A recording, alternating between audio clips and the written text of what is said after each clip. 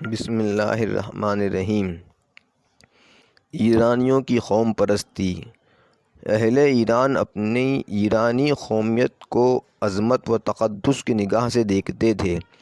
وہ اپنے تئیں یہ سمجھ بیٹھے تھے کہ دنیا کی ہر قوم اور ہر نسل پر اس قومیت و نسل کو فضیلت و برتری حاصل ہے، اور اللہ تعالیٰ نے انہیں وہ خصوصی صلاحیتیں اور فطری قابلیتیں بخشی ہیں جن میں ان کا کوئی شریک و ہمسر نہیں۔ یہ لوگ اپنے گرد و پیش کی قوموں کو بڑی حقارت و ذلت آمیز نگاہوں سے دیکھتے تھے اور ان کے لیے ایسے نام تجویز کرتے تھے جن میں توہین و تمسخر پایا جاتا۔ آتش پرستی اور انسانی زندگی پر اس کے اثرات۔ چونکہ آگ اپنے پجاریوں کو ہدایت دینے اور اپنا پیغام پہنچانے کی صلاحیت نہیں رکھتی، اور نہ اس میں یہ قدرت ہے کہ اپنے پجاریوں کے مسائل زندگی کو حل کر سکے، ان میں دخل دے اور مجرموں، گنہگاروں اور مفسدوں کا ہاتھ پکڑ سکے، اس لیے اس کا لازمی نتیجہ یہ تھا کہ مجوسیوں کا مذہب چند مراسم و روایات کا نام رہ گیا تھا جنہیں مخصوص اوقات اور خاص مقامات پر ادا کر لیا کرتے تھے۔ رہا عبادت گاہوں سے باہر اپنے گھروں اور بازاروں، دائرہ اثر اور سیاسی و اجتماعی امور میں تو اس میں یہ بالکل آزاد تھے، اپنی منمانی کرتے، ان کے خیالات جس رخ پر چاہتے انہیں موڑتے رہتے، یا پھر جو مصلحت اور وقت کا تقاضا ہوتا اس پر کاربند ہوتے، جیسا کہ ہر زمانہ اور ہر ملک میں عام طور پر مشرکوں کا حال رہا ہے۔ غرض اہل ایران ایسے مکمل اور جامع دین سے یکسر محروم تھے جو ان کے باطن کی اصلاح کرتا، ان کے اخلاق سنوارتا، نفسیاتی خواہشات کو دبانے اور نیک خواہشات کو ابھارنے کی اس میں طاقت ہوتی۔ وہ خاندان کا نظام زندگی، ملک کا دستور حکومت ہوتا جو سلاطین کی چیرہ دستیوں اور حکام کی زیادتیوں کی روک تھام کر سکتا، ظالم کا ہاتھ پکڑ سکتا اور مظلوم کے حق میں انصاف کرا سکتا۔ لیکن جیسا کہ اوپر گزر چکا، آتش پرست ایرانیوں کو ایسا دین نصیب نہ تھا، اور اس طرح ایران کے مجوسیوں اور دنیا کے دوسرے لامذہب و لاقانون افراد میں اخلاق و اعمال کے لحاظ سے کوئی فرق نہ تھا۔ بدھ مت اور اس کے تغیرات۔ بدھ مت اپنی سادگی اور اپنی انفرادیت عرصہ ہوا کھو چکا تھا۔ بدھ مذہب نے ہندوستان کے برہمنی مذہب کو اپنے میں شامل کر کے اور اس کے اوتاروں اور دیوتاؤں کو اختیار کر کے، جیسا کہ ڈاکٹر گستاولی بان مصنف تمدن ہند کا رجحان معلوم ہوتا ہے، اپنی ہستی کو گم کر دیا تھا۔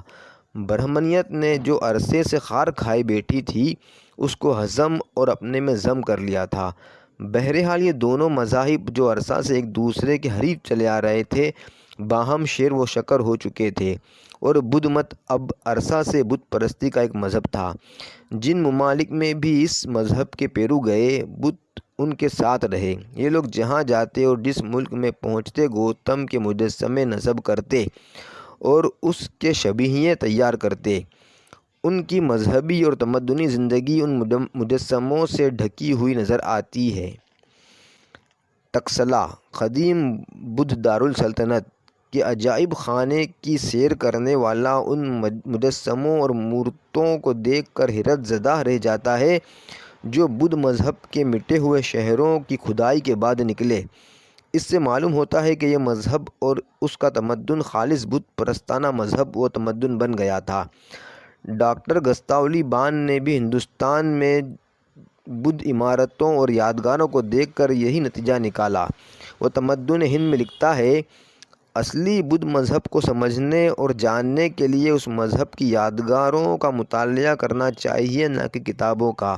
جو سبق ہمیں ان یادگاروں سے ملتا ہے وہ ان کتابی مسائل سے جن کی تعلیم یورپی مصنفین کرتے ہیں بالکل علیحدہ ہے۔ یہ یادگاریں ثابت کرتی ہے کہ جس مذہب کو یورپی علماء الہادی یعنی کہ ایک اللہ کو ماننے والا مذہب بتاتے ہیں، وہ فی الواقع بت پرست اور کثیر الالہہ مذاہب کا سرتاج ہے، یعنی زیادہ خداؤں کو ماننے والوں کا سرتاج ہے۔ یہ مجسمے زیادہ تر بدھ مت کے دور ترقی میں تیار ہوئے تھے۔ پروفیسر ایشور اٹوپا اپنی کتاب ہندوستانی تمدن میں لکھتے ہیں، بدھ مت کے سائے میں ایسی حکومت قائم ہوئی جس میں اوتاروں کی بھرمار اور مورت پرستی کا دور دورہ دکھلائی دینے لگا۔ سنگھوں کی فضا بدل رہی تھی، اس میں بدعتیں اور جدعتیں یکے بعد دیگر نظر آ رہی تھیں۔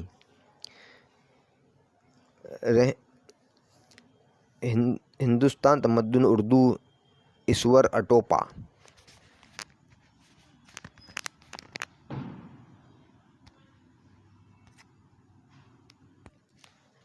پنڈت جواہر لال نہرو اپنی کتاب تلاش ہند میں بدھ مت کے بگاڑ اور تدریجی زوال کے متعلق لکھتے ہیں، برہمنیت نے بدھ کو اوتار بنا دیا، بدھ مت نے بھی یہی کیا۔ سنگھ بہت دولت مند ہو گئے اور ایک خاص جماعت کے مفاد کے مرکز بن کر رہ گئے، اور ان میں ضبط و قاعدہ بالکل نہیں رہا۔ عبادت کے طریقوں میں سحر اور اوہام داخل ہو گئے، اور ہندوستان میں 1000 سال تک باقاعدہ رائج رہنے کے بعد بدھ مت کا تنزل شروع ہو گیا، اور اس عہد میں اس کی جو مریضانہ کیفیت تھی، مسز رائس ڈیوڈس نے اس کا ذکر اس طرح کیا ہے: ان مریضانہ تخیلات کے گہرے سائے میں آ کر گوتم کی اخلاقی تعلیم نظر سے اوجھل ہو گئی۔